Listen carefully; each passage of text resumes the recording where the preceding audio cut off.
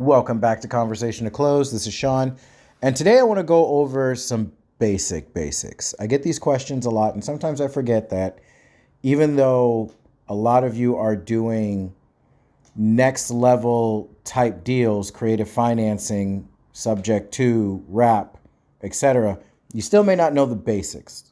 So let me give you the basics. First and foremost, how wholesaling actually works.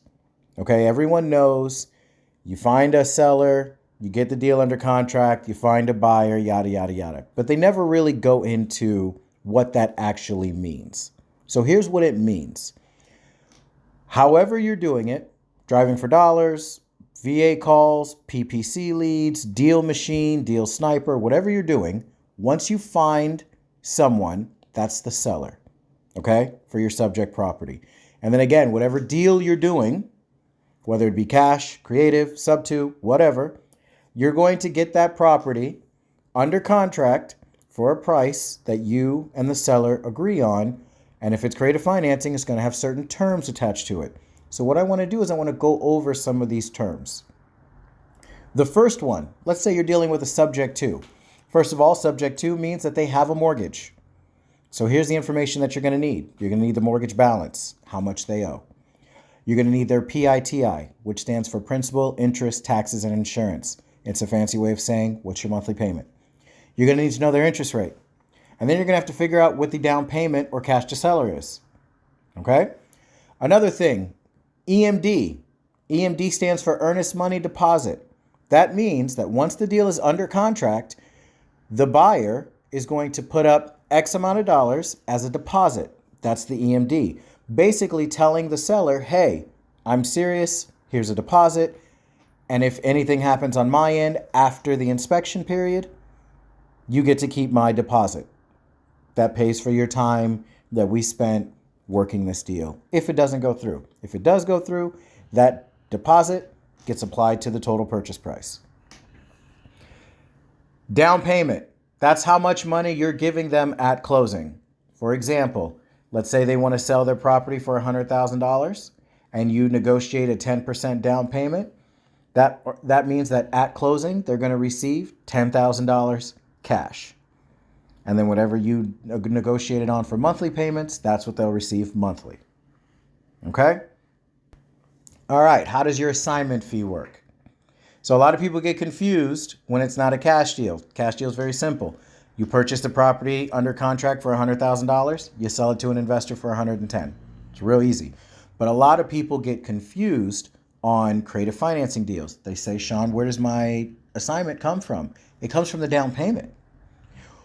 As a wholesaler, when you have a deal under contract, you're going to be selling it for anywhere from 12 to 15% to your investor, to your end buyer, whichever terminology you're more comfortable with. So that means that whatever you get it under contract for, as far as the down payment is concerned, you're going to be adding your assignment fee, $5,000, $7,000, $10,000, whatever it is, on top of that down payment. So it's just like a cash deal. It's just structured a little bit differently. On a cash deal, $100,000 contract, you're selling it to an investor for $110,000. If it's a creative financing deal, let's say seller finance, $100,000 contract, you get it under contract with $10,000 down. That means you're going to try and get a $15,000 down payment from your investor. $10,000 is going to go to the seller. $5,000 is your assignment fee. Which means that the lower you get your down payment, the more money you can make on your assignment fee for a creative deal. Because again, we're going to be selling this thing from anywhere from 12 to 15% down to the buyer. Your threshold is 10. You cannot go higher than 10% down 99% of the time when you're doing a seller financing deal.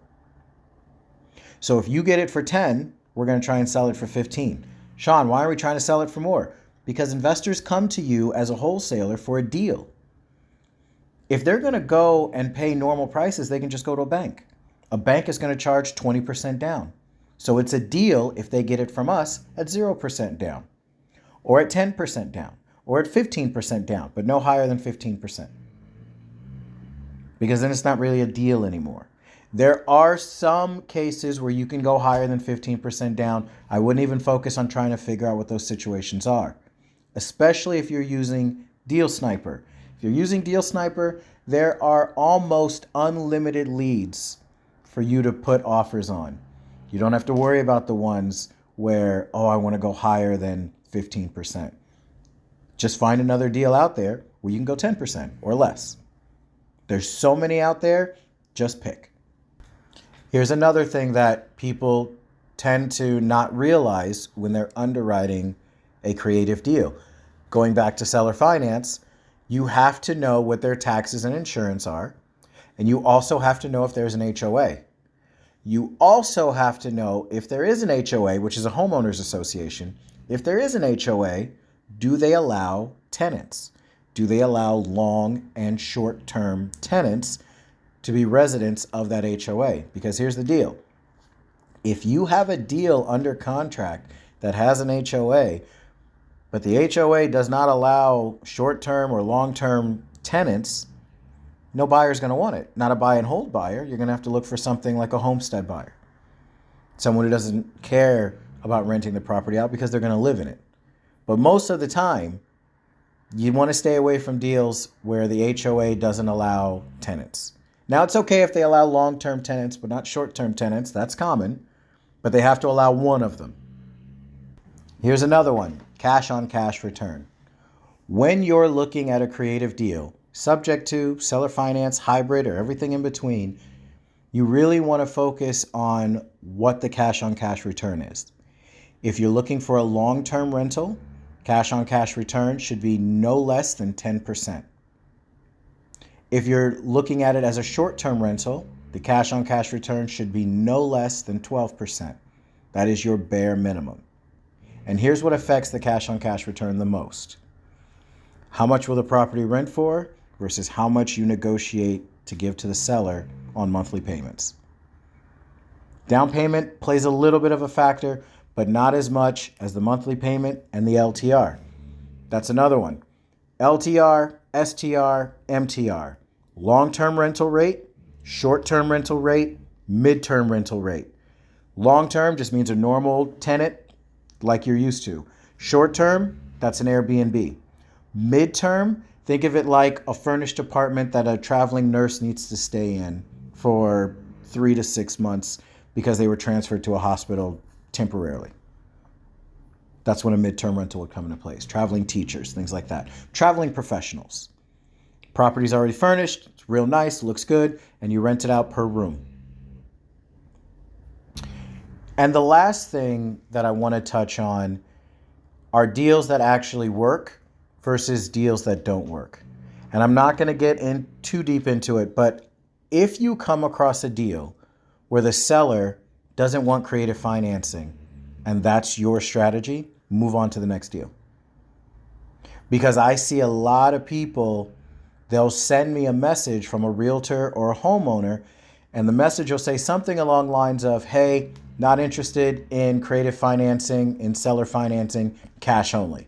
And then they want to make an offer on a property that's cash. But here's the thing, that formula is drastically different than if you're doing a property off market versus on market.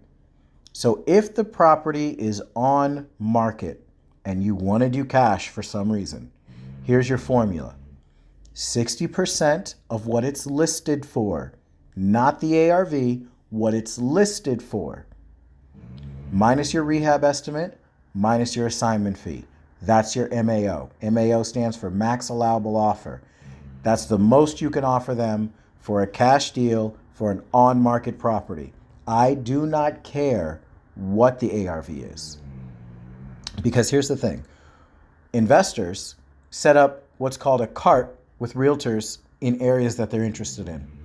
And that cart basically says, hey, Mr. and Mrs. Realtor, I'm looking for a 3-bedroom, 2-bath, no more than $350,000 as an investment property. Which means that every single time a property fitting the buyer's description goes live on the MLS, they're automatically sent an email about it.